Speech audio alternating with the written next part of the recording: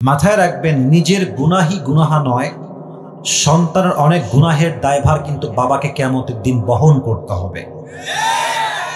যদি কিয়ামতের দিন আল্লাহর বিচারের কাঠগড় থেকে নিজেকে বাঁচাতে চান, আপনার ছেলেকে অল্প বয়সে চরিত্রবান মেয়ে দেখে বিয়ে দিয়ে দেন, সামনে আসতে শিক্ষা। আপনারা ঠিক বললেও ঠিক, না বললেও ঠিক। এর কারণ হচ্ছে, আমি কোনো কথা ফানিলি বলছি না, don't take it as funny, no. আমার কথা স্পষ্ট, ক্রিস্টাল ক্লিয়ার। আপনি যদি আপনার ছেলেকে সঠিক বয়সে বিয়ে না দেন, আপনার ছেলে যত ঘাটে পানি খাবে প্রত্যেকটার দায়ভার কিয়ামতে আপনাকে বহন করতে হবে। আব্বাজান রাইট টাইমে বিয়ে দিয়ে দেন। তবে হ্যাঁ, আব্বাজান বলবে, হুজুর আপনাকে এত ভালোবাসি, আপনি কি বললেন, আমার সাথে তখন ইনকাম করাই শেখে নাই। একটা সলিউশন দিচ্ছি আব্বাজান, শোনেন। আপনি আপনার ছেলেকে বলেন যে, বাপ তুই বিয়ে কর, তোর বউকে 2 বছর আমি চালাবো, যা। বাপ কি একটা মেয়ের 3 বেলার খাবার দিতে পারে না? এক কথা কারে কই, পারে না? পারে না? পারে, কিন্তু কেন দেয় না? মনোমাইন্ড খারাপ সমাজের জন্য। বলে যে একটা সামাজিকতা আছে, মেয়ে আসবে রাজকন্যার মতো, পালকিতে আসবে, BMW-তে আসবে, ওই দেওয়া লাগবে, 10 লাখ দেনমোহর হবে। এই চিন্তা করতে করতে সমাজে জেনার সংখ্যা বেড়ে গিয়েছে, বিয়ের সংখ্যা কমে গিয়েছে। পাবনার ভাইরা, আব্বাজান আপনি আপনার ছেলেকে সাপোর্ট দেন মেন্টালি অ্যান্ড ফাইন্যান্সিয়ালি। আল্লাহ আমার বাবাদেরকে বোঝার তৌফিক দান করুন, পড়া আমিন। রাগটা করেন নাই তো আপনারা কেউ? আমাকে ইনশিওর করেন, রাগটা করেন নাই তো আবার কেউ? সেকেন্ড কথা, আমার প্রিয় কলিজার টুকরা বোনদের জন্য, হ্যাঁ সোনামণি, আগে ঠিক বলা যাবে না, লেট মি টক। অনেক বোনেরা আজকের মাহফিলে বোরকা পরেই আসছেন, হিজাব পরে আসেন, আমি জানি। আপনাদের জন্য আমি মন থেকে কিছু কথা বলছি। প্রিয় বোন, মন থেকে শুনবেন, কান খাড়া করে শুনবেন। হিজাব আর নেকাব পড়লেই কিন্তু আসলে দিনদার হওয়া যায় না। আমরা দেশে দেখেছি, যত মেয়ে পার্কে প্রেম করে তার 80 ভাগেরও বেশি বোরকাওয়ালিরা প্রেম করে। যুবক ভাই, তাহলে বলবেন, হুজুর বোরকা তো পড়ে আছে, দেখলে মনে হবে यार ये तो अभी के अभी जन्नत से दुनिया में भाग के आई है यार, इतनी अच्छी लड़की तो मैंने जिंदगी में कभी भी नहीं देखा यार, इतनी अच्छा कोई हो सकता है? मेरे दोस्त, बात तो ये है कि ऊपरे फिट फाट ভেতরে পুরোটাই সদরঘাট। আমার প্রিয় বোন, I respect you from my heart, আমি দিল থেকে সম্মান আপনাকে করি, বাট বোরকাকে প্রেমের হাতিয়ার হিসেবে ইউজ করলে আপনার চরিত্র খারাপ হয়ে যাবে। প্রিয় যুবক ভাই, অতএব নিজেকে বোরকায় দিনদার নয়, চরিত্রে দিনদার বানানোর চেষ্টা করতে পারলে তৌফিক দান করো। এই তোমরা আমিন কও না কেন রে ভাই? রে ভাই, আরেকবার কোন আমিন। সেকেন্ড মেসেজ বলেই শেষ করছি। প্রিয় বোন আমার, বিয়ের সময় আসলে ওই টাকাওয়ালা টাকলাকে বিয়ে না করে চরিত্রবান যুবককে বিয়ে করো। কিছু মেয়ের রুচি এত খারাপ, যুবক যদি দিনদার, 5 ওয়াক্ত নামাজি, দাড়িওয়ালা যুবক হয় পছন্দ না, গাঞ্জাখোর পছন্দ হয় কিছু কিছু মেয়েদের, আর কপালে বাসও খায় সেই লেভেলে। আপনি চরিত্র দেখে বিয়ে করবেন, প্রথমে খারাপ লাগলেও আপনার পরবর্তী জীবনটা সুখ দ্বারা ভরে যাবে। আর গাঞ্জাখোরকে বিয়ে করবেন, দেখতে বাহ্যিক মনে হবে ওয়াও, কিন্তু বিয়ের 2 মাস পরে যখন বুঝবেন যে গাঞ্জাখোর তো নিজের মূল্য নিজেই বোঝে না, বইয়ের মূল্য বুঝবে কেমন করে রে ভাই? আল্লাহ প্রত্যেকটা মেয়েকে দিনদার যুবক দেখে বিয়ে করার তৌফিক দান করুন। না তোমরা আমিন তো জোরে কইতে পারতেছ না যুবক ভাইরা। শেষ কথা আমার কলিজার টুকরা যুবক ভাইদের জন্য, সবাই একটা কাশি দেন। আচ্ছা, আজকে হচ্ছে 13ই নভেম্বর। কত নভেম্বর? দেশটা কি এখন গোলামের মতো আমরা আছি, না স্বাধীন হয়ে আছি? একটা ফিলই আলাদা, তাই না? ভাবই আলাদা। এখন আমরা দেখবেন যে এখন মাইক সামনে নিয়ে অনেক হক কথা বলতে পারি, যেটা আগে বলতে পারতাম না।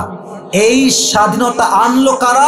যুবক ভাইরা তাজা রক্ত দিয়ে এই স্বাধীনতা অর্জন করেছে। যুবক ভাই, যুবকরাই হচ্ছে দেশের সম্পদ, জাতির সম্পদ।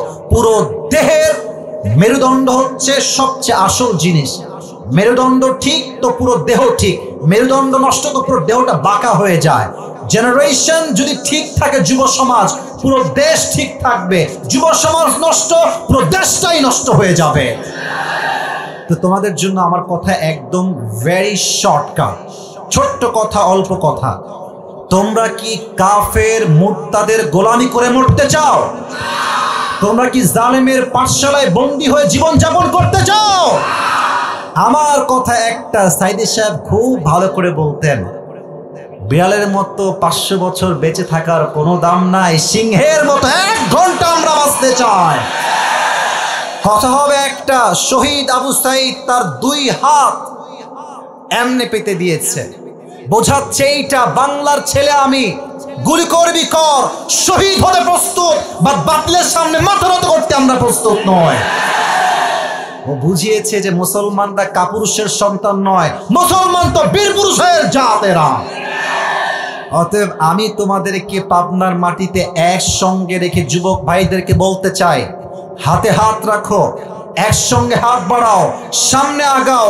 কথা হবে একটা, আল্লাহর এই জমিনে আল্লাহর দ্বীনকে কায়েম করতে হলে, আল্লাহর রাষ্ট্রকে কায়েম করতে হলে, কোরআনের রাষ্ট্রকে কায়েম করতে হলে জীবন দিতে প্রস্তুত, রক্ত দিতে প্রস্তুত, শহীদ হতে প্রস্তুত। কার প্রস্তুত? হাত তুলে আল্লাহকে দেখায় দাও।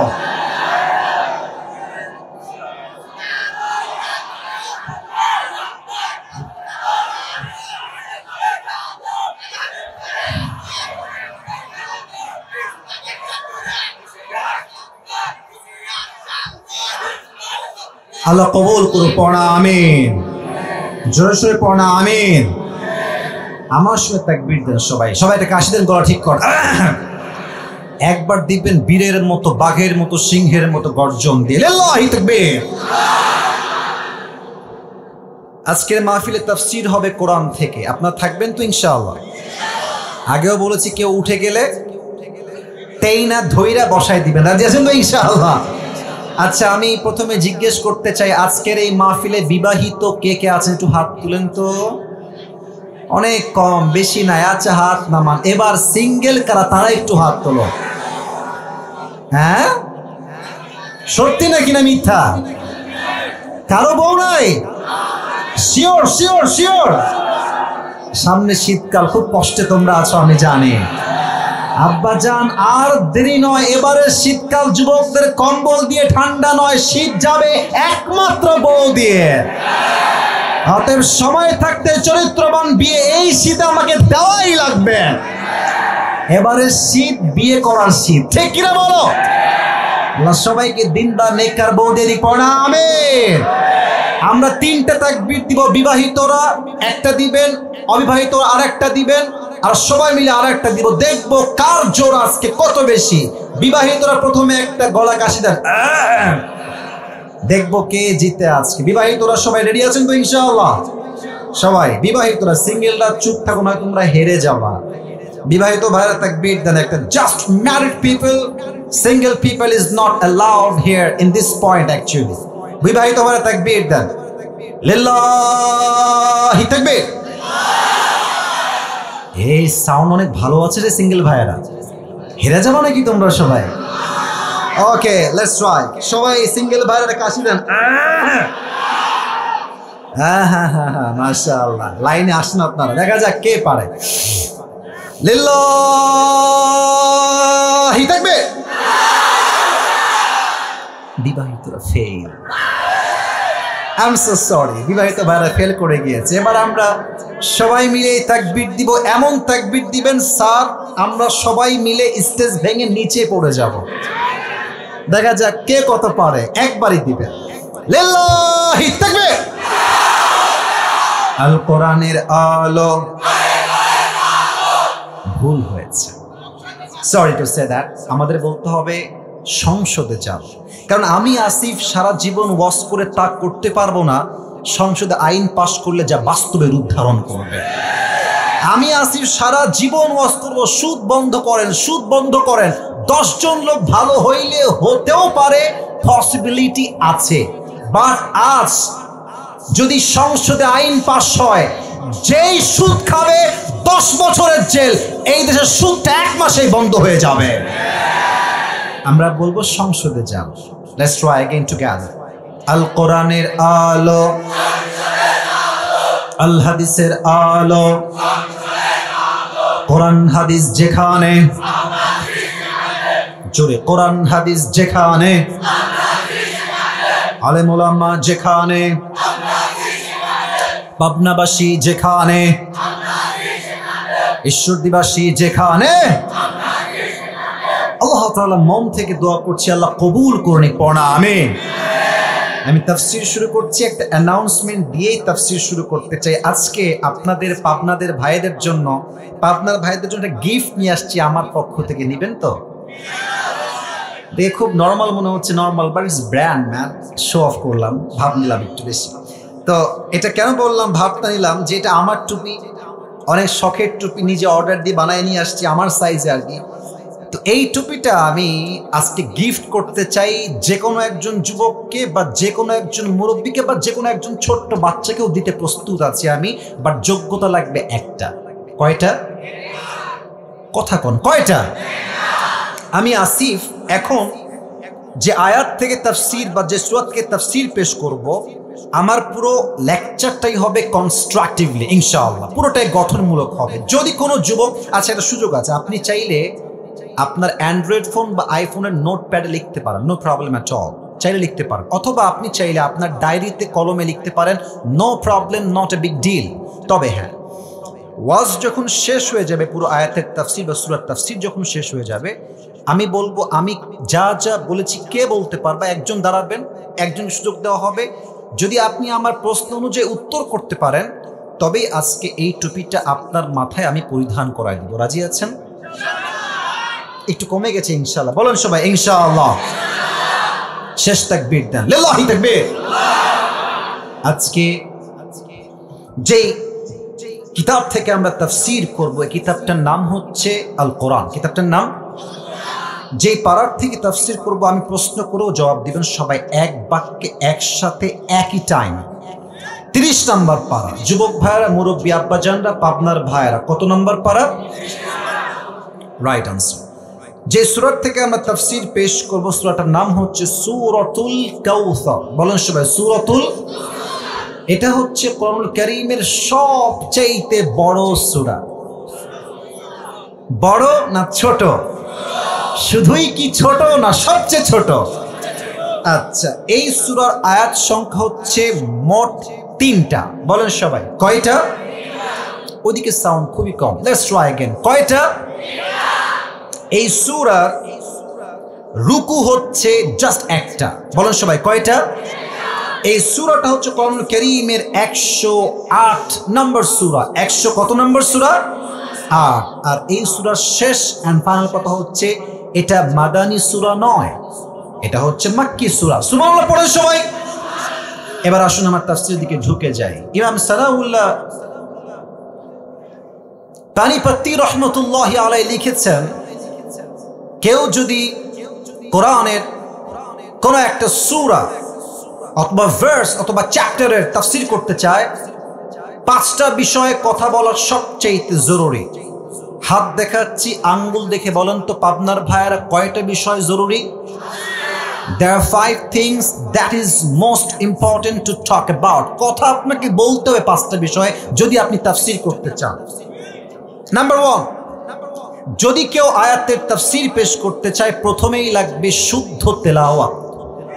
যার আয়াত পড়াই সহি না, তার তাফসীরের দাম 2 পয়সা আল্লাহর কাছে নাই। ঠিক আছে কিনা বলেন? So the first rule is right pronunciation, সঠিক তেলাওয়াত, শুদ্ধ তেলাওয়াত। 2, right translation, সঠিক তরজমা। 3rd, Shaan নুজুল, what's the background behind it?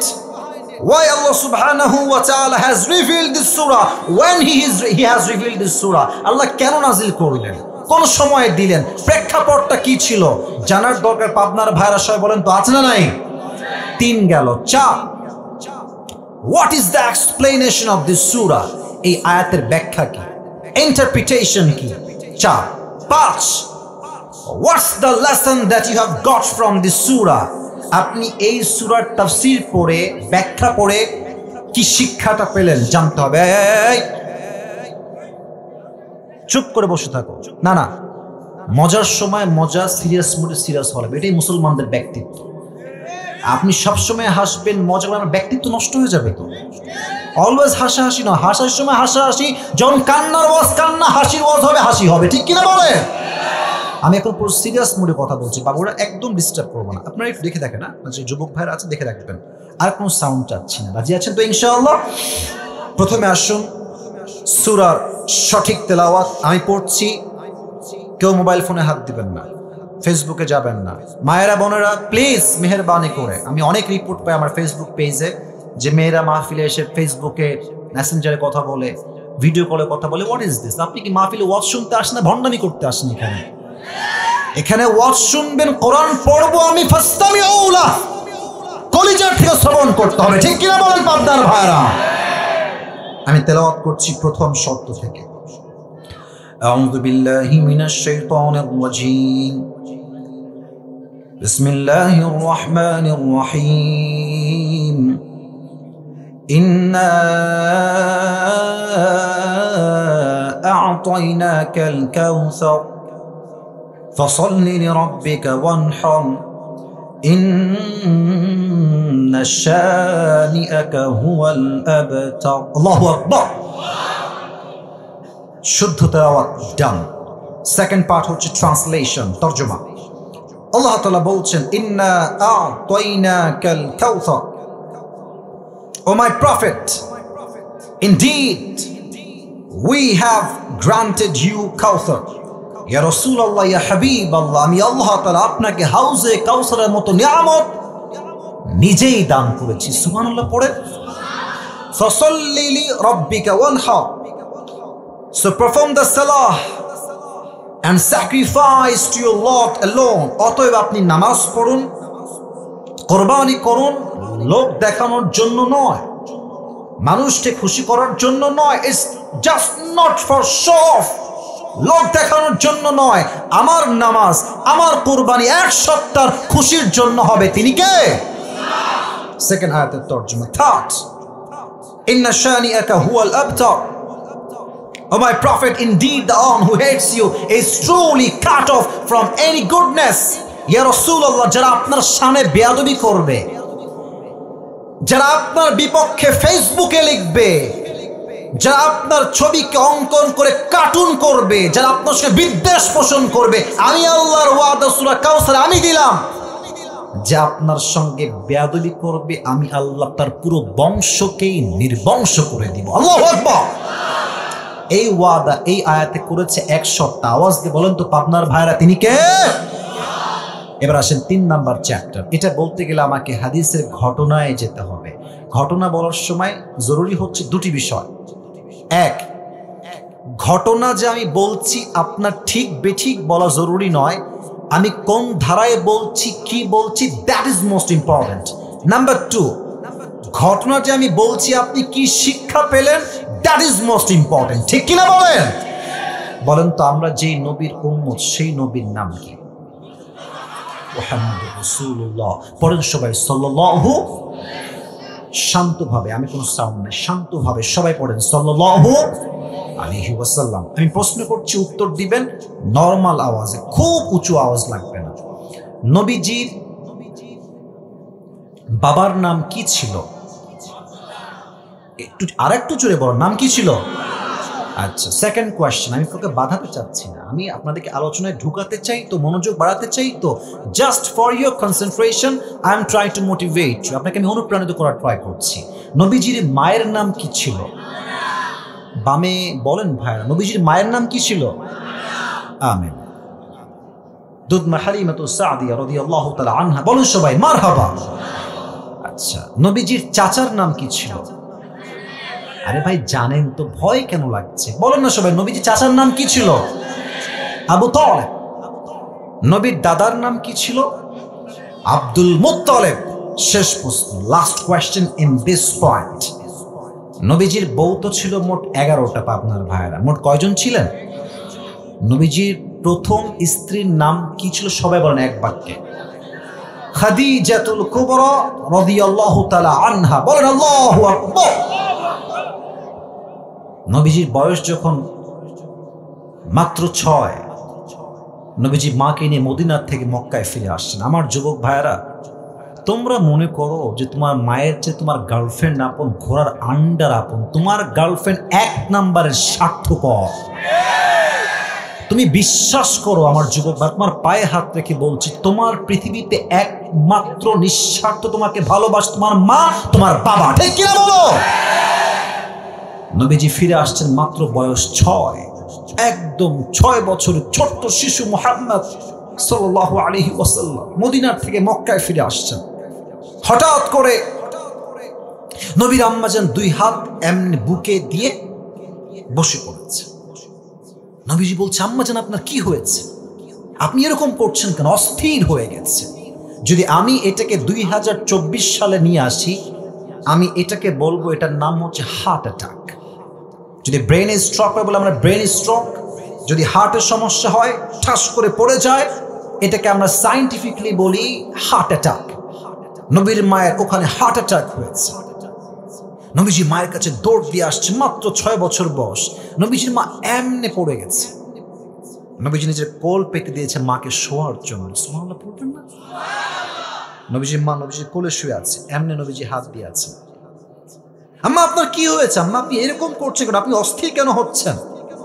নবীজির মায়ের শেষ বাক্য, মুরব্বীরা কানটা খাড়া করেন, যুবক ভাইরা কানটা খাড়া করেন। নবীজির মায়ের শেষ বাক্য নবীর জন্য, আরবিতে বলছি, তারপরে বাংলা বলবো। নবীজি বলছেন, আম্মা জান আপনার কি হয়েছে? মা লাকি ইয়া উম্মি। নবীজির মা বলছেন, ইয়া মুহাম্মদ, কুল্লু জাদীদিন বাদ ওয়া কুল্লু হাইয়িন মাইয়িত ওয়া লাকাদ ওয়ালাদতু তুহরা। হে মুহাম্মদ, প্রত্যেক নতুন জিনিস একদিন পুরাতন হয়ে যায়, প্রত্যেক যৌবন একদিন ফুরিয়ে যায়। বাট আমি আমেনার বিশ্বাস, আমার গর্ভ থেকে আমি এক এমন যুবকের জন্ম দিয়েছি, এমন এক শিশুর জন্ম দিয়েছি যার আলোতে পুরো পৃথিবীটাই আলোকিত হয়ে যাবে। এই কথা বলেই নবীজির মা শেষ, ওখানেই ইন্তেকাল। আমার দিকে তাকান, নিজের মাকে একটু এখানে নিয়ে আসেন যে আপনার মা আপনার কোলে চোখের সামনে শেষ। ভাবেন, আল্লাহ না করুক, আপনি ভাবেন। আমি যখন ওমরা করতে গেলাম, নবীজি মায়ের কবর যখন আপনারা হজে যাবেন, ওমরায় যাবেন, দেখলে অবাক হয়ে যাবেন। চতুর্পাশে পাথর আর পাথর, এ পাশেও পাহাড়, এ পাশেও পাহাড়, হিল ট্রাক্স এরিয়া, এদিকে পাথর, ওইদিকে পাথর। আপনি অবাক হবেন যে নবীর মায়ের কবরটা এখানে দিল কেমনে? খালি পাথর আর পাথর। কোন মতে পাথরগুলো হটিয়ে নবীর মাকে কবর এমনি ওখানেই দিয়ে দিয়েছে। কবর যখন দিয়ে দিয়েছে, নবীজি মায়ের কবরে, আমার হাত দেখেন, আমার কপাল দেখেন, এমনি ভুট হয়ে আছে। আমি দেখাতে পারছি না exactly at that way, but আমি বলছি কি, আমার চেহারা দেখেন এমনি ভুট হয়ে গেছে, 2 হাত এমনি কবরে রেখে দিয়েছে। ডাক দিয়ে বলছে, আম্মা জান আপনি কোথায় গেলেন? আপনাকে ছাড়া আমি বাসায় ফিরে যাব না। আম্মা আপনি কোথায় গেলেন? এদিকে উম্মে আইমান, নবীজির দাসী ছিলেন একজন উম্মে আইমান, এমনি নবীর হাত ধরে টানছে, Muhammad come back, come back, ফিরে আসো, তোমার মা কখনোই ফিরে আসবে না, বের হয়ে আসো, চলো বাসায় চলো। এমনি টেনে হিচড়ে ধরে পাহাড় থেকে নিচে নেমে গেছে, অনেক দূর নিয়ে গেছে মুহাম্মদ সাল্লাল্লাহু আলাইহি ওয়াসাল্লামকে। নবীজি মায়ের মায়া এত বেশি ছিল, ওই দূর থেকে আবার উম্মে আইমানের হাতকে এমনি ছিটকে ছেড়ে দিয়ে আবার মায়ের কবরে দৌড় দিয়ে চলে আসছে। সুবহানাল্লাহ! কাকে বলে মায়ের ভালোবাসা? দীর্ঘ 57 বছর পর, হায়াতের শেষ জীবনে 63 বছর বয়সে নবীজি আবার মায়ের কবরে আসছেন। এসে বলছে, এই সাহাবা একরাম তোমার সবাই বাসায় ফিরে যাও, আমি এখানে একাই থাকবো। নবীজি মায়ের কবরে একাই আছেন। আমি নবীজির আকৃতি বোঝাবার জন্য আমার কাছে স্পেস নাই। দেখবেন মাঝে মাঝে বাচ্চারা চকলেট চাইলে যদি আপনি না দেন, দেখবেন যে এই 2 হাঁটু এই পর্যন্ত তুলে আর এই 2টা হাত দিয়ে এমনি কাঁদে। আমার কথা কি বোঝা যায়? এই 2 হাঁটু তুলে এই বুক বরাবর নিয়ে আসে, দেখবেন দেওয়ালের সঙ্গে হেলান দিয়ে এমনি চুপ করে পাগলের মতো কাঁদে বাবুরা, বাচ্চারা। নবীজির 63 বছরের জীবনের শেষ মুহূর্তে হায়াতের নবীজি মায়ের কবরের কাছে এমনি হাঁটু তুলে 2 হাত এমনি ঢেকে দিয়ে বসে বলছে, আম্মা জান আপনি যাওয়ার পরে আমি বুঝতে পারলাম দুনিয়াতে মা ছাড়া সবার ভালোবাসায় স্বার্থ লুকিয়ে আছে, আর কেউ মায়ের মতো ভালোবাসতে পারে না। 1 নাম্বার বাক্য মায়ের কবরের সামনে। 2 নাম্বার বাক্য, এটা খুবই সেন্সিটিভ। 2 নাম্বার বাক্য নবীজির মায়ের কবরের সামনে। নবীজি বলছে, আম্মা জান, যদি আপনি বেঁচে থাকতেন, আবারও বলছি হাদিসটা, I repeat again, I quote again, আমি আবার বলছি, ও আম্মা জান, যদি আপনি বেঁচে থাকতেন দুনিয়ার জমিনে আমি আপনার কত খেদমত করতাম। ভালো করে শোনেন, এশার নামাজ আমি পড়তাম, আল্লাহু আকবার, দাঁড়িয়ে গেছি নামাজে, সূরা ফাতিহা পড়ছি, নামাজে দাঁড়িয়েছি নামাজে, আর আমার মা ওই ঘর থেকে বলছে ইয়া মুহাম্মদ। আমি আবার বলছি, নবীজি বলছে আমি নামাজ দাঁড়িয়েছি এশারের নামাজ, আমার মা বলছে ইয়া মুহাম্মদ। আমি নবীজি নামাজ ছেড়েই বলতাম লাব্বাইক আম্মা জান, আপনার খিদমতে আপনার সন্তান হাজির হয়ে যাবে। সুবহানাল্লাহ পড়েন সবাই। নামাজ ছেড়ে দিতাম। থাক কথা, শেষ কথা, আম্মা জান, যদি আপনি আমার মা হয়ে দুনিয়ায় বেঁচে থাকতেন আমি আপনার এত খেদমত করতাম, এত খেদমত করতাম, এত খেদমত করতাম, পুরো পৃথিবী ইতিহাস হয়ে থাকতো যে মাকে ভালোবাসলে এইভাবেই ভালোবাসা যায়। সুবহানাল্লাহ। আজকে নিউজ পড়লাম সকালে, এই যে মাগরিব পরে আসার সময় দেখলাম এক ছেলে, এই আজকের একদিনের নিউজ, গার্লফ্রেন্ডের পাল্লায় পড়ে মাকে কুপিয়ে হত্যা করে ফ্রিজে ঢুকায় রাখছে। আজকের খবর। কত নিকৃষ্ট চিন্তা হতে পারে, কত জঘন্য চিন্তা হতে পারে। বেশিরভাগ যুবক মেয়েদের পাল্লায় পড়ে ছ্যাঁকা খেয়ে গাঞ্জাকে চরিত্র ইমান সব নষ্ট হয়ে যায় যুবক ভাইরা। তখন সে ভালো কাজ আর খারাপ কাজের মাঝে কোনো পার্থক্য খুঁজে পায় না। নবীজি এমনি কাবার সাথে হেলান দিয়ে কাঁপতেছে, আনাস আসছে, এসে বলছি ইয়া রাসূলুল্লাহ আপনার মন খারাপ কেন, আপনার চোখের কোঠায় পানি কেন ইয়া রাসূলুল্লাহ? নবীজি ডাক দিয়ে বলছে, আনাস, আমি হচ্ছে এমন একজন নবী, জন্মের পূর্বে আমার মা নাই, আমার বাবা নাই, জন্মের 6 বছর পরে আমার মা নাই, চাচা আবু তালেব সেও বিদায় নিয়েছে, আব্দুল মুত্তালিব সেও বিদায় নিয়ে চলে গিয়েছে, আমার একমাত্র কলিজার টুকরা বউ আম্মাজান খাদিজা সেও বিদায় নিয়েছে, আমাদের আম্মাজান। সুবহানাল্লাহ পড়বেন না নাউজুবিল্লাহ পড়বেন, তো হুজ হিসাব আসবে না ভাই। না আমি বলছি যে সুবহানাল্লাহ পড়বেন, নাউজুবিল্লাহ আপনার হিসাবই আসবে না। কারণ একটা মানুষের জীবনে এত কষ্ট শুনলে মানুষ তো অবাক হয়ে যায়, এত কষ্ট সহ্য করে কেমনে। আমাদের জীবনে একদিন অভাব, একবেলা খাইনি, বলে ভাই তুই কেমন আছিস, বলছে আমার জীবনে সুখ বলতে কিছুই নাই রে ভাই, আল্লাহ আমাকে কিছুই দেয় নাই। বাট নবীর এত কষ্ট, নবী যে একটা বাক্য বলছে আলহামদুলিল্লাহ আলা কুল্লি হাল, যা হয়ে যাক যাক, আমি আল্লাহর রহমতে অনেক ভালো আছি। সুবহানাল্লাহ পড়েন। তানাস বলছে নবীজি কি কষ্ট আর বলেন, বলছে আমার কানে খবর আসছে আম্মার ইবনে ইয়াসিরকে, সাহাবায়ে কেরামদেরকে কাফেররা কি করেছে। ডান হাত দেখেন, ডান পা এক উটে বেঁধেছে এমনে, এক উটের সাথে, বাম পা আর এক উটের সাথে বেঁধেছে এমনে রশি দিয়ে, 2 উটকে 2 দিকে ছেড়ে দিয়েছে। উটের চাপে এমন ভাবে চাপ লেগেছে পুরো দেহের এই রান দেহ থেকে বিচ্ছিন্ন হয়ে আলাদা হয়ে গেছে। আমার কানে খবর আসছে বেলাল রাদিয়াল্লাহু তাআলা আনহুকে কাফেররা 2 হাত এমনে দিয়ে, এখানে একটা প্যারেক, এখানে একটা প্যারেক, আর বুকের উপরে বিশাল লম্বা একটা পাথর চাপিয়ে এইভাবে শুয়ে রেখেছে মরুভূমির উত্তপ্ত গরম বালুর ভেতরে। আমার কানে খবর আসছে কাফেররা সুমাইয়া রাদিয়াল্লাহু তাআলা আনহাকে শহীদ করেছে এমন ভাবে, আমি বলবো কেমনে, আগে রেপ করেছে সবাই মিলে। আমি বলতে লজ্জা লাগে, বাট আমাকে হাদিসটা না বললে আপনারা ইসলাম যে কত কষ্টে আসছে আপনি টের পাবেন না। এদিকে দেখেন, একটা মেয়েকে, রাগ করবেন না আমার কথা, এটা হাদিস থেকে বলছি, সব কাফেররা গণধর্ষণ করেছে। নাউজুবিল্লাহ তো কিছু পড়েন না আপনারা ভাই। এবার তার এক পা এই দিকে দিয়ে বেঁধে দিয়েছে, আর এক পা এই দিকে দিয়ে দড়ি দিয়ে বেঁধে দিয়েছে, আর কাফেররা সবাই মিলে তীর এমনে তাক করে সুমাইয়া রাদিয়াল্লাহু তাআলা আনহার লজ্জাস্থানে তীর মেরে জায়গায় শহীদ করে দিয়েছে। একটা মেয়ের কি পরিমাণ কষ্ট আপনি চিন্তা করেন তো।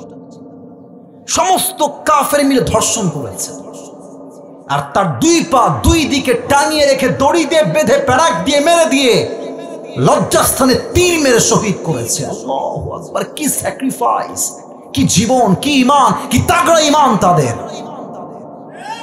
আর কাফেররা বলছে মুহাম্মদ, নাউজুবিল্লাহ, এবার জোরে বলবেন, বলছে মুহাম্মদ তোরে তোর রব ভালোবাসে না, তাই তোর কোনো সন্তান দুনিয়াতে বেঁচে নাই, তুই হচ্ছিস লেজ কাটা বংশের মানুষ। এই কথা আমি তো বলছি ব্যাখ্যার জন্য, আমার বলতো আমার হাত পা কাঁপতেছে, আমি কেমনে নবীর সামনে কথা বলতে পারি? বলছে তোর বংশের লেজ কাটা, তো কোনো পুত্র সন্তান বেঁচেই নাই। আচ্ছা বলেন তো, এই যে এতগুলো হাদিস বললাম নবীর জীবন থেকে, আপনার কি মনে হয় পাবনার ভাই, নবীর জীবনে কষ্ট কি কম না অনেক বেশি? আমাকে বলেন, অনেক কম না অনেক বেশি? এমনি হেলান দিয়ে নবীজি বসে আছেন। তো দেখেন, এই যে কথা বলছি, ডানে বামে কত যুবক মুরব্বী তাকায় আছেন আমার দিকে। একবার ডানে তাকাই, একবার বামে তাকাই, একবার সারের দিকে তাকাই, এইদিকে তাকাই, মাঝে মাঝে নিচের দিকেও তাকাই। তো আনাস কথাগুলো শুনতে শুনতে এত কান্না পেয়েছে আনাসের, আনাস মাথাটা নিচু করে, এখন কিন্তু হাদিসের মেইন পয়েন্টে আমি আছি, মূল কথায়, এমনি মাথাটা হালকা করে নামিয়েছে, কথা বলতে বলতে in the middle of conversation, কথার মাঝেই মুখটা হালকা নামিয়েছে। জাস্ট 30 সেকেন্ড পরে চোখ তুলেছে, নবীর দিকে তাকিয়েছে। একটু আগে নবীর 2 চোখ বেয়ে বেয়ে পানি ঝরছিল, অশ্রু ঝরছিল। 30 সেকেন্ড পরে তাকিয়ে দেখছে নবীজির পুরো চেহারায় উজ্জ্বল ঝলমলে মুচকি হাসি বের হচ্ছে। সুবহানাল্লাহ। আনাস বলছে, নবী হে, কথা বলো না, থাক না, ওভাবেই থাক, কথা বলো না। ইয়া রাসূলুল্লাহ, আপনার চোখে তো পানি ছিল, আপনি হাসছেন কেন? নবীজি ডাক দিয়ে বলছে, আনাস, আমার হাসির কারণ হলো আমি সত্যি অনেক কষ্টে ছিলাম, বাট আমার কষ্ট দূর করার জন্য আল্লাহ রাব্বুল আলামিন এই মুহূর্তে আমাকে হাউজে কাউসারের মতো নিয়ামত এখনই জিবরাইল দিয়ে গিয়েছে। সুবহানাল্লাহ। এখন প্রশ্ন করবে আপনার অনেক যুবক ভাইরা মুরব্বী, আচ্ছা হুজুর আপনার ওয়াজ সবই বুঝলাম, নবীর হারিয়েছে 4 জন পুত্র সন্তান, নবী কষ্টে আছে, তো সন্তানের জায়গায় সন্তান দিলে সান্ত্বনা হয় যে ঠিক আছে সন্তান হারায় গেছে নবী, আপনি এই আর একটা সন্তান, বাট কোথায় সন্তান? হ্যাঁ, তাফসীরের চ্যাপ্টার বুঝবেন, আউল ফাউল কথা না, তাফসীর বোঝেন।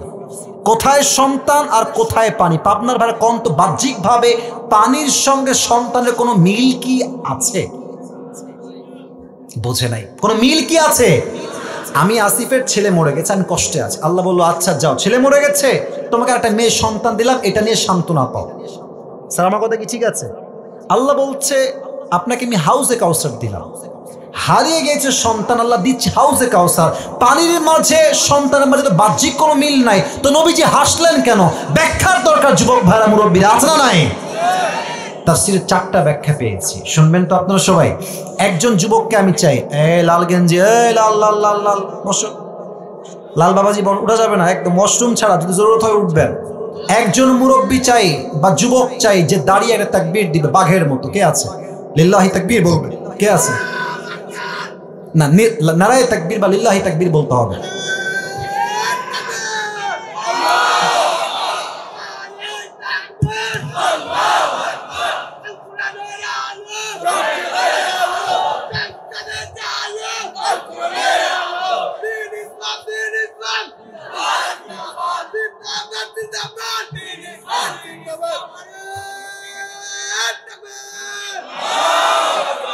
আপনাদের সবার সাউন্ডের চাইতে ওর একার সাউন্ডই অনেক বেশি। হ্যাঁ, তোর বউ কনফার্ম রে? আল্লাহকে দিনদার নেককার বলতে দিক পড়া হবে। এক, বসে পড়ো, আর কথা না। 1 নাম্বার ব্যাখ্যা, নবী হাসলেন কেন? আচ্ছা, আমরা যে শেষ নবীর উম্মত, আমরা সবাই খুশি না বেজার? দিল থেকে বলেন নাই তো, খুশি না বেজার?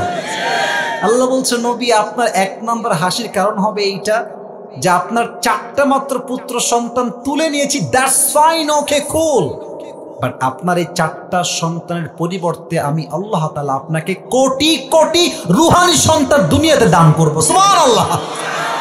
নবীজি হেসেছেন। 2 নাম্বার কারণ, অসাধারণ কারণ। আচ্ছা, এই দেশে পীরের ছেলে পীর এরকম আছে না নাই পাবনার ভাইরা? অনেকের বাবা পীর ছিলেন, দাদা পীর, খুব ভালো ছিলেন তারা, বাট ছেলে পীর হয়েছে নিজের যোগ্যতায় নয়, বাপ পীর, তাই ছেলে পীর। বাপ ছিল আল্লাহওয়ালা, বাট ছেলে গাঞ্জা খাইয়া কলকিটাই না কুল পায় না। ঠিক আছে কিনা? আর বিশেষ করে কিছু মেয়েরা মাজারে গিয়ে, বাবা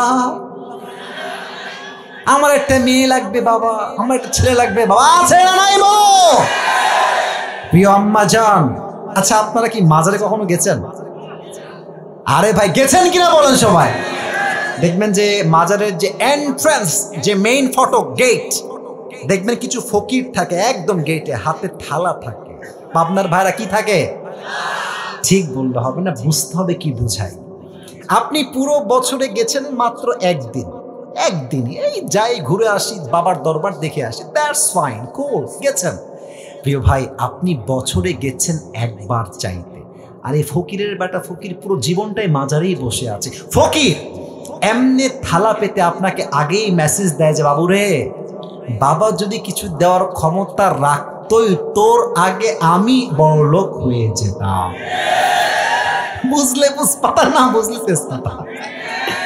আপনি যদি বাবার দরবারে চান মুসলমান ঘরের সন্তান হয়ে, আপনার মতো মূর্খ হয়ে জমিন আর দ্বিতীয় কেউ হতে পারে না। আল্লাহ বলছেন, নবী, যদি আপনার সন্তান বেঁচে থাকতো দুনিয়াতে, এমন একটা ফিতনা তৈরি হতো যে আপনার আগামীর প্রজন্ম আপনার সন্তানকে নবী বানিয়ে ফেলতো। যেমন ভাবে, ভালো করে শুনবেন, যেমন ভাবে আদম আলাইহিস সালামের সন্তান শীশ আলাইহিস সালাম নবী, ইব্রাহিম আলাইহিস সালামের সন্তান ইসমাইল আলাইহিস সালাম নবী, ইয়াকুব আলাইহিস সালামের সন্তান ইউসুফ আলাইহিস সালাম নবী, দাউদ আলাইহিস সালামের সন্তান সুলাইমান আলাইহিস সালাম নবী। যদি তাদের সন্তান নবী হইতে পারে, তো আপনার সন্তানদেরকে উম্মতরা আবেগে পড়েই নবী বানিয়ে ফেলতো, ঠিক কিনা বলো?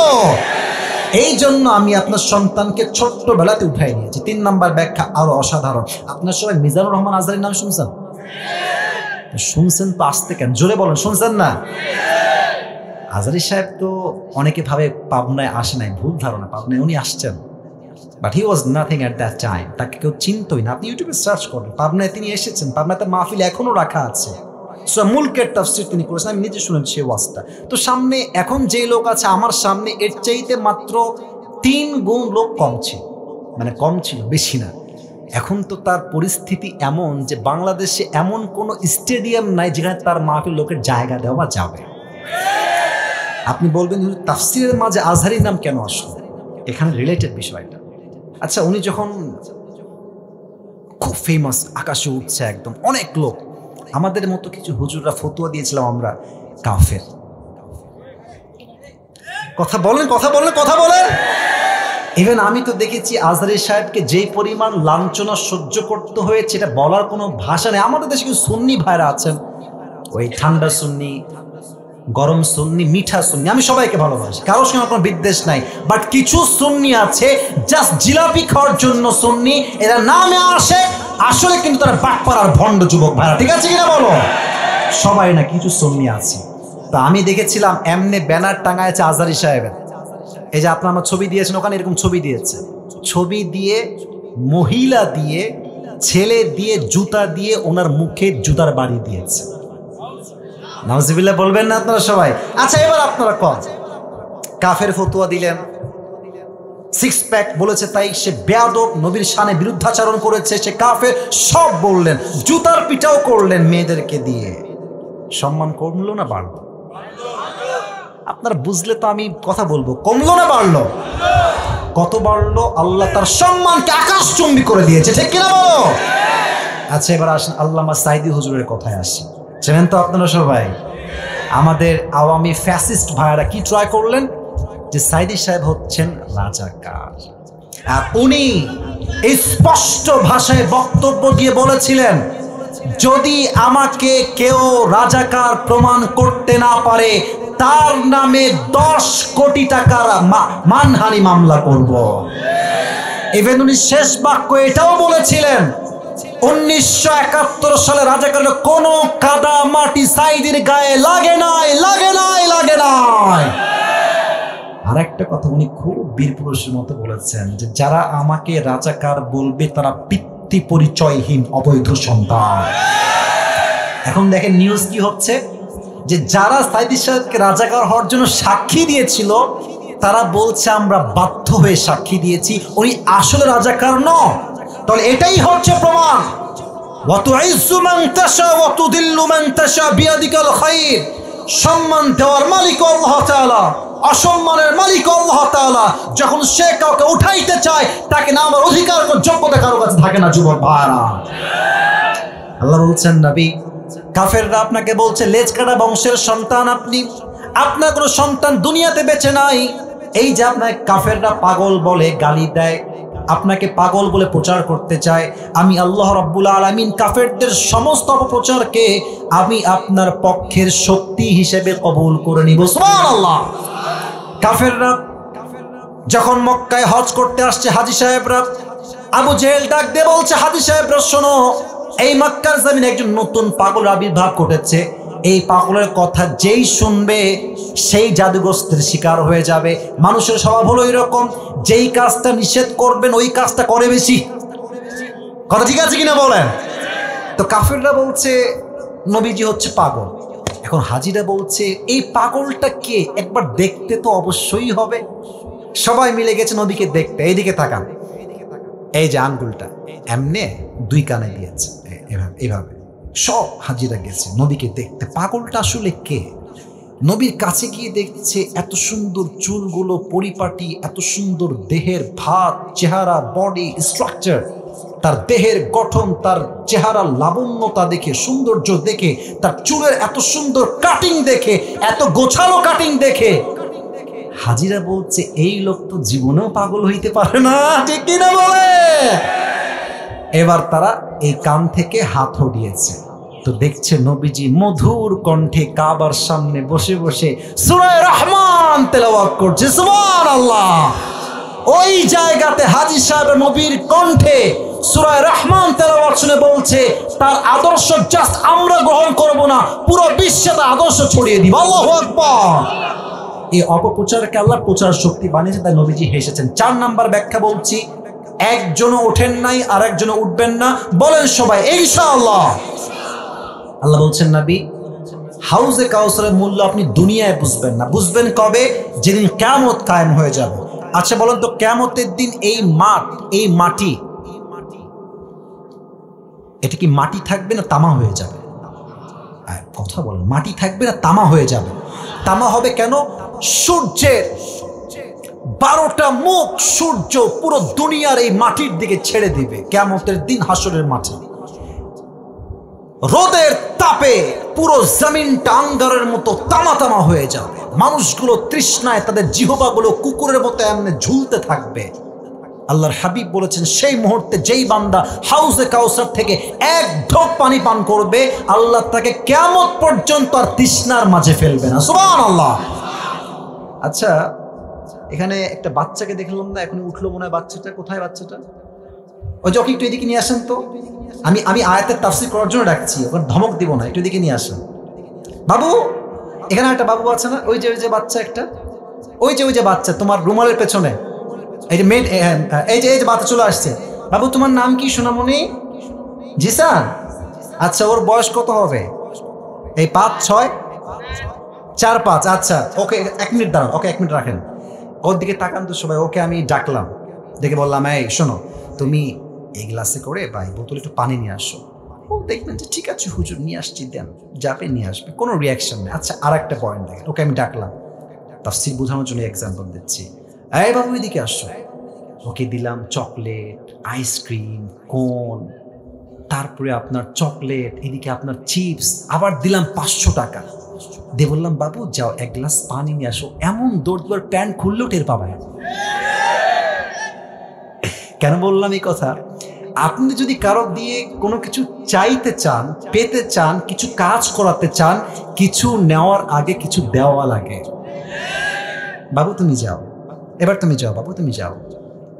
দেখেন আল্লাহ নবীকে দিলেন হাউজে কাউসার। এবার বলেন তো নবীর কষ্ট কি কষ্ট আছে না হাসি দিয়ে পরিবর্তন হয়ে গেছে? নবী হাসতেছে। সুবহানাল্লাহ পড়বেন না নাকি আপনারা ভাই?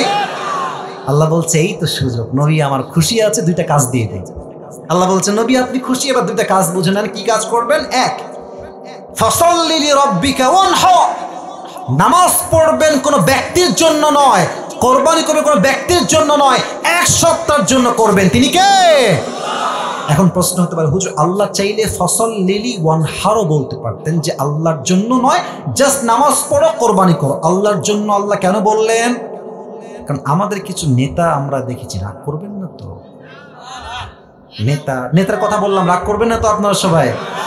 আমরা অনেক নেতা 5 আগস্টের আগে দেখেছি যারা মাহফিলে আসলেই এমন একটা ভাব, বাপরে ये कौन है, कहां से आया, ये कहां से आया है ये। বিশ্বাস করেন এমন নেতা ভাব দেখলে মনে হয় কনফার্ম জান্নাতি, বাট এক ওয়াক্ত নামাজ ঠিক মতো পড়ে না যুবক ভাই। আচ্ছা, আপনাদের উত্তরবঙ্গে একজন আলেম আছেন, সিনিয়র আলেম, ওনার নাম হচ্ছে বজলুর রশিদ হুজুর। নাম তো শুনছেন অনেকে নাকি? উনি কিন্তু খুব সুন্দর মজার কথা বলেন। আর ওনার দাড়ি কিন্তু দেখবেন ওই মেহেদি দেওয়া দাড়ি, হ্যাঁ, মুরব্বী টাইপের, যে ওনারা চিনেন সবাই। উনি একটা কথা সেদিন বলছেন, আমি কি বলবো? বলার পারমিশন থাকলে বলবো, না হয় বলবো না। বলা কি যাবে? বলা কি যাবে? উনি টাঙ্গাইল বা বগুড়া, নাম স্পষ্ট বললেন না, ওয়াজ করছিলেন। তো ওই মনে করেন ওয়াজ জমে ক্ষীর, মানে হচ্ছে সবাই খুব মনোযোগ দিয়ে ওয়াজ শুনছেন। নেতারা খুব চালাক, যখনই ওয়াজ জমে যাবে গাড়ির বহর নিয়ে আসবে, আর চামচা তাই কিন্তু চামচা, আমার নেতা চরিত্র ফুলের মতো পবিত্র, নামাজ পড়ে না এক অর্থ দিয়ে। হুজুর এরকম ওয়াজ করছে মাহফিলের মাঝে, নেতা আসছে দূর থেকে, নেতার চামচাগুলো, আমার নেতা আসছে, সাইড সাইড সাইড, একেবারে পুরো মাঠ মঞ্চ কাঁপায় ফেলছে। নেতা সাহেব এসেছে, সে বলছে আমার এখনই মাইক লাগবে, আমার অনেক বড় মিটিং আছে, আমাকে যেতে হবে, এখনই মাইক লাগবে আমার। হুজুর মানুষ ভাবতেছে শালা আসছি এক জেলাকে মার না খাই, আগে মাইকটা দিয়ে দে। হুজুর বলছে মাইকটা আমি দিয়ে দিয়েছি, উনি কথা বলছেন। তো সালাম কালাম তো উনি দিলেন না, ওনার কথা শুরু নামাজ, নামাজ প্রিয় ভাই, নামাজ নামাজ, কথার শুরুতেও নামাজ, মাঝেও নামাজ, শেষও নামাজ নামাজ নামাজ। হুজুর বলছি यार ये तो अभी के भी जन्नत से भाग के दुनिया में आई है यार। এত ভালো নেতা। নেতার কিছু চামচা থাকে না পাবনার ভাইয়েরা, কথা কোন থাকে কি থাকে না রে ভাই, ওই কি পায়, কোকা কোলা পায়, পেপসি পায়, সিঙ্গাড়া খাওয়ার জন্য দৌড় দেয়। তো নেতা সাহেব ডান দিক দিয়ে নেমে গেছে। সব নেতাকে আমি এক পাল্লায় মাপছি না, I don't measure every leader equally, আমি সবাইকে এক পাল্লাও মাপি না। আমার কথা হচ্ছে এই দেশে এখনো চরিত্রবান নেতা যুবক ভাইরা বেঁচে আছে, ঠিক কিনা বলো? তো হুজুর ওই চামচা যেটা আছে নেতা, ঠুটছে এদিকায়, বলছে কিরে তোর নেতা যে পরিমাণ নামাজ নিয়ে কথা বললো, খুব নামাজ পড়ে তাই না রে? রাজশাহী ভাষায়, আমাদের এদিকেরই ভাষা, মাইন্ডে নেবেন না, কানে কানে বলছে হুজুর এর সঙ্গে 5 দিন ধরে একসঙ্গে আছে, এই শালা এক ওয়াক্ত নামাজও পড়ে না। তার মানে কিছু নেতা দেখবেন চরিত্রের তো ঠিক নাই, ঠিকই নাই, জানাজার নামাজ পড়তে আসে অজু ছাড়াই জানাজার নামাজ দাঁড়ায় যায় যুবক ভাইরা। এদের নামাজ আল্লাহর জন্য নয়, এদের নামাজ হচ্ছে একমাত্র ব্যক্তি পূজার নামাজ। আল্লাহ বলছে আমার জন্য নামাজ। আচ্ছা, আমরা এই 5 আগস্ট আগে দেখেছি যে নেতা সাহেব যারা ছিলেন আমাদেরকে বলতেন যে আমরা হলাম জঙ্গিবাদ, মৌলবাদ, বলে নাই?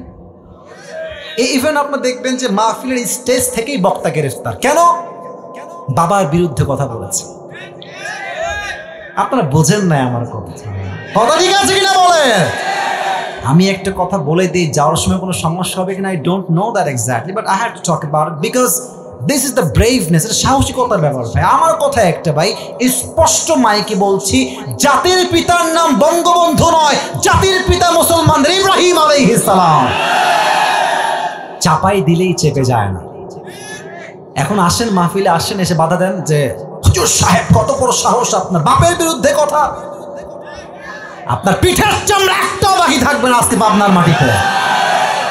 দেশ স্বাধীন হয়েছে, আমরা ওই যে একটা ছোট গল্প মনে পড়ে গেল ভাই, কথা বললে কথা না আর বলা যাবে না, শেষ করে দেই। না না না না না, বলা যাবে যাবে। এই সাইদি সাহেব বলতেন একটা কথা, যে ওই ডাকটা করবেন না তো আপনারা, আবার ওই সাপে আর ব্যাঙে ছিল খুব বন্ধুত্ব। তো একদিন ব্যাঙ বলছে যে সাপ, বন্ধু তোমার যে গায়ের রং গো, ওয়াও মাশাআল্লাহ অনেক সুন্দর, তোমার যে এমনে ফস ফস করো, জাস্ট ওয়াও, তোমার যে এই স্টাইলটা just looking like a wow, just wow, সত্যি খুব সুন্দর লাগে গো বন্ধু। তবে বন্ধু তোমার একটা বিষয় আমার মোটেও ভালো লাগে না। সাপ বলছে কি বিষয় বন্ধু, বলো আমাকে। বলছে বন্ধু তোমার রঙও ঠিকঠাক, ফসফসও ঠিকঠাক, সবকিছুই পারফেক্ট, বাট তুমি যখন হাঁটো বন্ধু এরকম তিরিং বিরিং করে হাঁটো, এই তিরিং বিরিংটা ভাল লাগে না। তো সাপ বলছে বেয়াদব, এত বড় সাহস, তুই আমার ভুল ধরিস, এমনি ফস করে উঠেছে। আর ব্যাং বলছে ও বাবা এত প্রশংসা করলাম ভাল লাগলো না, একটা বদনাম করলাম গায়ে লেগে গেল। ব্যাং মারছে লাভ, গিয়ে পড়ছে পুকুরে। আর এদিকে ছিল এক রাখাল বাবা পাশে, বলছে কে রে ফসফস করলো, এসে দেখছে মাশাআল্লাহ সাপ মামা এমনে আছে। এদিকে রাখাল মামার হাতে ছিল বিশাল বড় এক বরকতুল্লাহ হেদায়েতুল্লাহ লাঠি, বিশাল বড় লাঠি। সাপকে দেখে ওর হাত সুরসুর শুরু করেছে, ওই জায়গায় বিসমিল্লাহ বলে শুরু। 5 মিনিটে বাড়াইয়া সমান করে সাপকে এমনি সোজা করে ফেলেছে। 2 ঘন্টা পরে ব্যাং বলছে কি রে বন্ধুর কোনো ফসফস নাই, বন্ধু গেল কোথায়? পুকুর থেকে উঠে আসছে, দেখছে আয় হায় বন্ধু তো একদম সোজা। কাছে আসছে, দেখছে বন্ধু আর জিন্দা নাই, বন্ধু ময়রা ভূত হয়ে গেছে, ফেনামেনা সব বের হয়ে গেছে। এবার ব্যাং কাছে এসে বলছে সাপ বন্ধু সোজা তো আপনি হইলেন, তবে ফেনা বের হয়ে সোজা হইলেন, ফেনা থাকতে আর সোজা হইতে পারলেন না।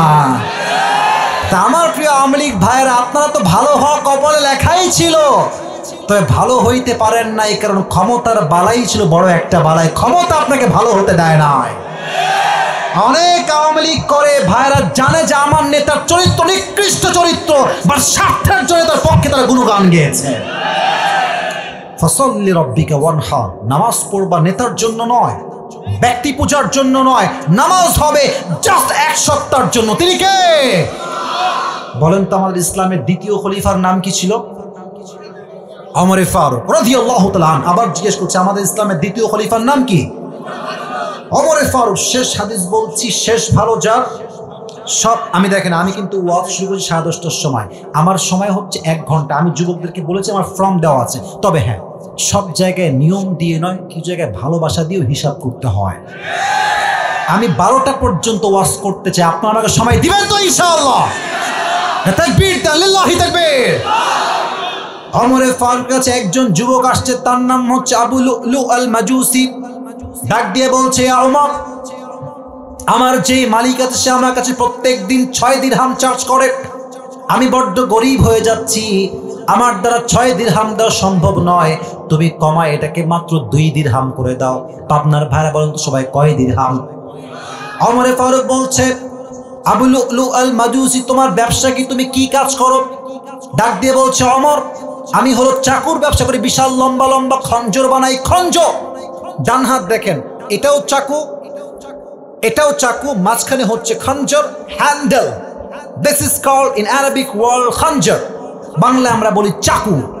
তো বলছো তুমি চাকু বানাও, খঞ্জর, তোমার ব্যবসার লাভ তো অনেক বেশি রে ভাই, তোমার তো 2 দিরহাম নয়, 6 দিরহাম নয়, ইউ শুড বি চার্জ 10 দিরহাম অ্যাট লিস্ট, তোমার তো 10 দিরহাম চার্জ হওয়া দরকার।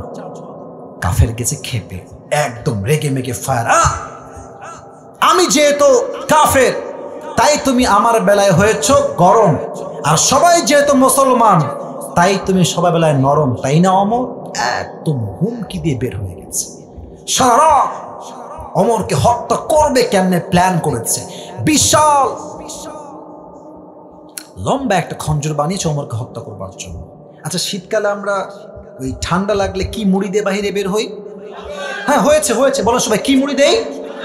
চাদর। দেখেন এটা হচ্ছে খঞ্জর, এটা পেটের ডান দিকে রেখে এমনে ঢেকে দিয়েছে, কিন্তু সে তো মুনাফিক, রূপ ধারণ করবে কেমনে যে কেউ চিনতে পারবে না, সেটা চাদর নিয়েছে, 2 পাশে ঝোলানো শাল, পাকিস্তানের সবাই বলে শাল, আমরা বলি চাদর। তো 2 পাশে শালটা ঝুলিয়েছে, শালের এই পাশ অর্থাৎ চাদরের উপরি ভাগটা এমনে মানে এই পার থেকে দিয়ে এই পর্যন্ত দিয়েছে, আর নিচ থেকে ডানের অংশটা এমনে দিয়ে এই বরাবর দিয়ে পুরো মুখটাকে ঢেকে দিয়েছে। কেউ চিনতে পারছে না কে এই ব্যক্তিটা, কে, এটা কি কাফের না মুসলমান, কেউ চিনতে পারে না। ওমর ফারুক ফজর নামাজ পড়াইতে আসছে, এসেই বলছে সফু সুফুফাকুম, কাতার সোজা করো, কাঁধে কাঁধ মিলিয়ে দাঁড়াও, আল্লাহু আকবার। হাত বেঁধেছেন। এবার আমার চেহারা কেউ দেখবেন না, এবার হাদিস বুঝতে চাইলে আমার হাত যতটুকু পেটের দিকে দেখা যায় look at my hand, look at my বেলি সাইড, এই যে পেটের দিকটা দেখে যতটুকু দেখা যায়। উনি প্রথমেই হাত বেঁধে সানা পড়েছেন, সূরা ফাতিহা পড়েছেন, কিরাত পড়েছেন। এরপরে আল্লাহু আকবার দিয়ে রুকুতে গিয়েছেন। Exactly at the same time পেছন থেকে আবু লুলু আল মাজুসি তার চাদরটাকে এমনি উড়িয়ে দিয়েছে, আর পেটের ডান দিক থেকে খঞ্জরটা বের করে এবার একবার ডান দিকে আমার হাতের দিকে তাকাবেন, শুধু একবার তাকাবেন, আবার নিচে তাকাবেন। এটাও ছুরি, এটাও ছুরি, এটা হচ্ছে হ্যান্ডেল ধরার জায়গা। এবার পেটের দিকে তাকাবেন, সবাই পেটের দিকে। এই খঞ্জরটা ধরে ওমর ফারুকের ঠিক পেটের ডান দিক থেকে শুরু করে এমনি একটা পোজ দিয়েছে, আবার এগেন অ্যান্ড দেন এগেন, 3 বার এমন ভাবে চাকু দিয়ে আঘাত তার পেটে করেছে, পুরো পেটটা এমনি কেটে নাড়ি ভুঁড়ি সব পেট থেকে বাহিরে বের হয়ে গেছে, নাড়ি ভুঁড়ি সব বাহিরে বের হয়ে গেছে। ওমর ফারুক নামাজের মাঝে চিৎকার দিয়ে বলছে, কতালানি আল কালব, আমাকে একটা কুকুর হত্যা করেছে, আমাকে বাঁচাও। এমনি অজ্ঞান হয়ে পড়ে গেছে। আর ওই কাফের হত্যা করে যখন পেছন থেকে পালিয়ে যাবে, 7 জন সাহাবীকে এমনি এমনি এমনি যাকে সামনে পেয়েছে তাকে এমন আঘাত করেছে, হাদিস আসছে জায়গায় 7 জন সাহাবী নামাজের মাঝে স্পট ডেথ, জায়গায় শেষ। এবার 2-1 জন সাহাবী নামাজ ছেড়ে এসে ওমর ফারুককে তুলে সাইডে নিয়ে গেছে। ইয়া ওমর, মা লেখা, ইয়া ওমর, ওমর আপনি ঠিক আছেন? আপনার কি হয়েছে? Omar Farooq is totally and completely senseless, কোনো চোখের দৃষ্টি নাই, কথা নাই, আওয়াজ নাই, বোবা, অজ্ঞান হয়ে গেছে। ডাক্তাররা সব আসছে, ওমরকে বাঁচাও। কে সেই ওমর? যার শাসন এতটা ইনসাফ ভিত্তিক ছিল, যার শাসন আমলে একটা বাঘ আর একটা হরিণ একই ঘাটে পানি পান করেছে। সুবহানাল্লাহ পড়ে। সে মানুষটা মারা যাচ্ছে, নাড়ি ভুঁড়ি সব বের হয়ে গেছে। এবার ডাক্তাররা এসে 2 হাত কাঁধে দিয়ে হালকা করে তুলেছে পানি পান করাবার জন্য। 2 ঠোঁট এমনি হা করে পানি দিয়েছে। পানি যখন মুখে দিয়েছে, গলা দিয়ে পানিটা নেমে, বুক দিয়ে নেমে, পেট এমনভাবে কেটে গেছে, সব পানিগুলো পেট দিয়ে গল গল করে বাহিরে বের হয়ে গেছে। দুধ নিয়ে আসছে, দুধ গাঢ় খাবার সহজে বের হবে, দুধ নিয়ে আসছে, দুধ দিয়েছে, দুধটাও গলা দিয়ে বের হয়ে বুক দিয়ে নেমে পুরো পেট কেটে বাহিরে বের হয়ে গেছে। এই দৃশ্য দেখে সাহাবা একরামরা বুঝে গেছে Omar Farooq is going to die very soon, মারা যাবে, আর বাঁচার আশঙ্কা হয়তো বা নাই। সবার চোখ দিয়ে পানি ঝরছে অঝরে।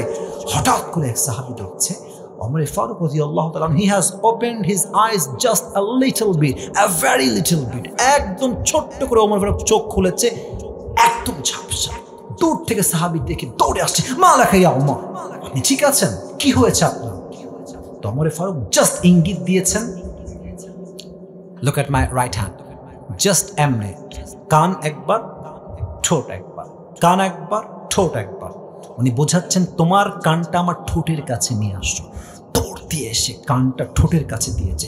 হি ওয়াজ থিঙ্কিং জাস্ট লাইক, সে ভাবছে যে হয়তো আমাকে ছেলের কথা বলবে, বইয়ের কথা বলবে, রাজ্যের কথা বলবে, সন্তানের কথা বলবে, এটাই তার শেষ কথা হবে।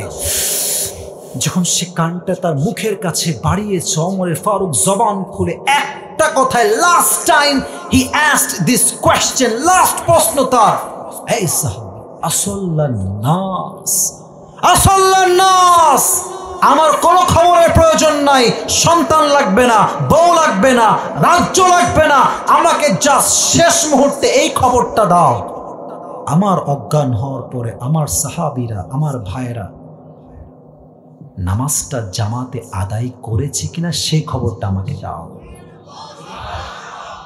আপনি বুঝতেছেন নাকি না বুঝে সুবহানাল্লাহ বলুন। পেট কেটে নাড়ি ভুঁড়ি সব বের হয়ে গেছে। দেখলেই মানুষ বুঝবে মানুষ আর বাঁচবেই না, শেষ মুহূর্তে আছে। এই মুহূর্তে কোন কথা বলছেন? নামাজ, নামাজ, নামাজ। কোন সাহাবী? যেই নবী যাকে জান্নাতের টিকিট দিয়েছেন তিনি দেন নাই, আল্লাহ নিজেই দিয়েছেন। আল্লাহ তাআলা নবীর মাধ্যমে ওমর ফারুককে দুনিয়াতেই সুসংবাদ দিয়েছেন, ওমর তুমি মরার সঙ্গে সঙ্গেই তোমার জান্নাতের টিকিট কনফার্ম আল্লাহ করে দিয়েছে। সুবহানাল্লাহ।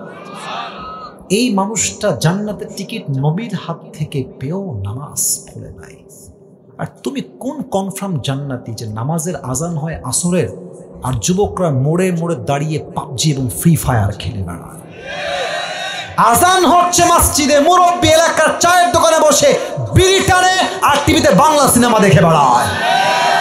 আজান হচ্ছে মসজিদে, কিছু নির্লজ্জ বেহায়ামে বাহিরে এমন ভাবে বেপরদায় হেঁটে বেড়ায় জাস্ট যুবকদের চোখ নয়, মুরব্বীর চোখ ইমান দুটোই নষ্ট হয়ে যায়। তুমি জান্নাতের টিকিট কই পেয়েছো? নামাজ তুমি কেন পড়তে চাও না? এজন্য আজহারী সাহেবের নানা গোলাম সারওয়ার সাইদি হুজুর একটা কথা বারবার বলতেন, ঠিক হলে ঠিক বলবেন, হয় চুপ থাকতেন। উনি বারবার বলতেন, নামাজ নাই যার ইমান নাই তার। বলেন বলেন বলেন। উনি আরেকটা কথা বলতেন, নামাজ নাই যার মুসলিম হিসেবে পরিচয় দেওয়ার কোন যোগ্যতাই তো তার নাই আল্লাহর জমিনে, ঠিক কিনা বলো? নামাজ হচ্ছে মুসলমানদের জীবনের সবচেয়ে গুরুত্বপূর্ণ ইবাদত। ফাসাল্লি লিরাব্বিকা ওয়ানহার, পারফর্ম দ্য সালাহ and sacrifice to your Lord alone. নামাজ পড়বেন আল্লাহর জন্য, কোরবানিও করবেন আল্লাহর জন্য। Last ayah, I will translate of this ayah and then I will finish my speech. Inna shani'aka huwal abtar, O my prophet, indeed the one who hates you is truly cut off from any goodness. যা আপনার শানে বিরুদ্ধাচরণ করবে, আপনার সম্মানে গুস্তাখি করবে, আমি আল্লাহ তার সমস্ত সম্মানকে মাটির নিচে মিশিয়ে ধূলিসাৎ করে দেব।